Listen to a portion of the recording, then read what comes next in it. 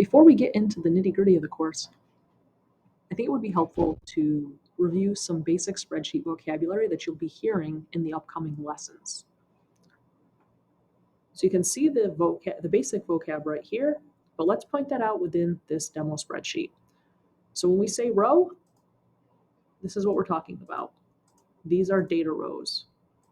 So I'm just going to highlight one of these. All right, a column runs vertically. So columns are typically used to categorize information. So all the last names would go in this spreadsheet would go into column B. Right, I'm highlighting that for you so you can see. A sheet. This is a sheet, but it's really, this whole file is a spreadsheet. These tabs down at the bottom are also called sheets. So right now we're in sheet 1. So we're going to change that color.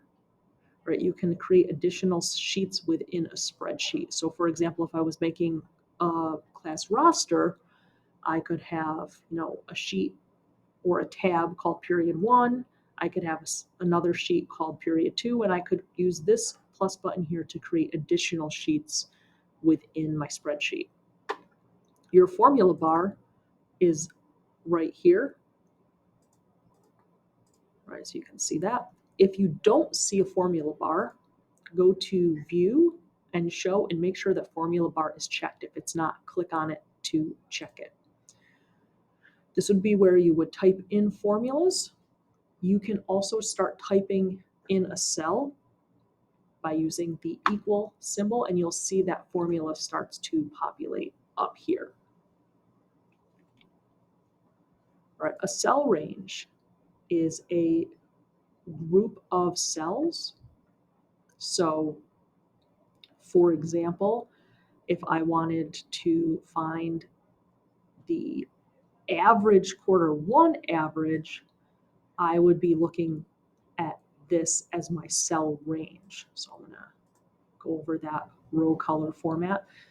And so if I wanted to do an example, a formula, and we're going to look at formulas more in depth later, notice when I type in the equal sign, it's already giving me, Sheets is smart, it's already giving me a suggestion, and it intuitively knows that I want to find an average. So I can just start typing over that, and the average I want to find, this is where I would put in the cell range, and that cell range is C2 through C16. Right, and here I have my average Q1 score for all of my students. So again, rows run horizontally, columns run vertically. You can have multiple sheets within a spreadsheet or tabs. This is the area to type in formulas, although you can just start typing within a cell. And the cell range is the group of cells in a range. All right, in the next lesson, we're going to take a look at editing and formatting the data that you have in your spreadsheet.